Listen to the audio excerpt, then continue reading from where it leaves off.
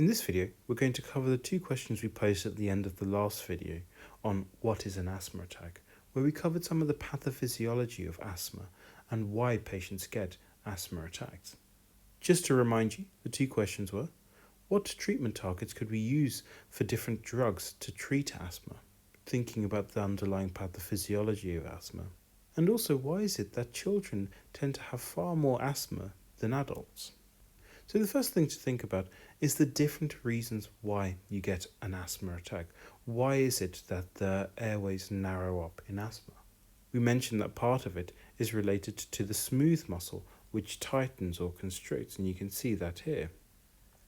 But also, you can see that the actual vessel wall becomes inflamed and thickened. So you can automatically see that there are two targets here that we can deal with. One is something to try and relax the smooth muscle so that it becomes nice and open again, so that constriction becomes reduced. And also the second thing would be something to try and reduce the inflammation in those cell walls, and therefore again try and open up the airways a little bit. And the whole idea behind asthma and asthma treatment is trying to open up these small bronchioles. So whenever we talk about asthma, the first image that probably comes to mind with most people is people using inhalers. And if they're very sick and they've come to hospital, we sometimes see them using something called a nebulizer, where it's the same drug as what's in the inhaler, but we have it in liquid form with a mask and the patient can breathe it in and out. And the benefit of a nebulizer like this is that you can then supplement it with oxygen. So if their oxygen levels are low, you can give them some oxygen in addition to giving them the drugs. The other benefit of nebulizer is if you've ever seen someone taking an inhaler, they have to press the button, suck in the drug, and then hold their breath for a couple of minutes. Now, of course, that's easy if you're not breathless, but if you're already feeling breathless, it's very difficult to hold your breath. The way to think about that is if you, imagine ran around the block a couple of times and then stop, you'll be panting, and then if you try to hold your breath for, 2 minutes, you'll find it really tough. Well, that's exactly what it feels like to someone who's having an acute asthma attack. And so the nebulizer can be a nice way for patients to continue breathing whilst continuously getting more drug in.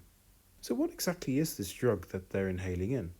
Well, it's something called salbutamol, and salbutamol is a drug that relaxes the smooth muscle around the bronchioles.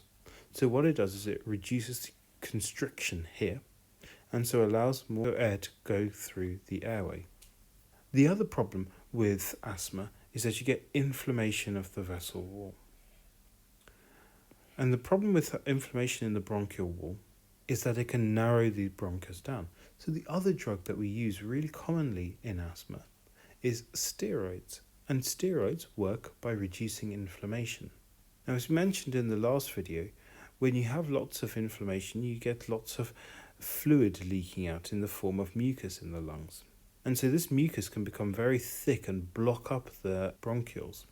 And so the other thing we sometimes give patients is things to break down the mucus. And that can be something as simple as salt water that we nebulize to help break down mucus, or special drugs that can break down the mucus as well.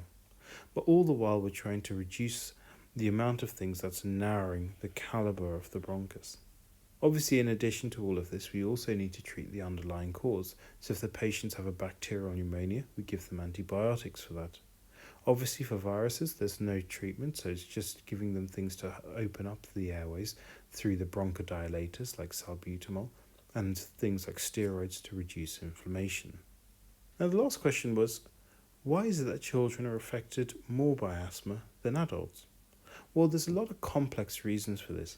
Part of it is related to the immature immune system in children that react slightly differently to normal things that, as we get older, we become more desensitized to, like, for example, pollution or pollen. However, there is a physical reason why children will have more effects from asthma than adults. Imagine a baby's airway is very small. All the little airways are tiny, so all it needs is a very small amount of inflammation or constriction to cause significant narrowing of the airway. compare that to an adult airway, which is much larger. And so even if you do have some constriction from either spasming of the smooth muscle or a bit of inflammation due to infection, actually, although it'll compromise the caliber a little bit, it doesn't really, it's still more than enough for there to be airflow to come through. So, if that is the case, children are going to be much more affected by the symptoms of asthma than adults, just purely because they have less reserve in terms of the caliber of their bronchioles. If you have any questions, please leave them in the comment section below,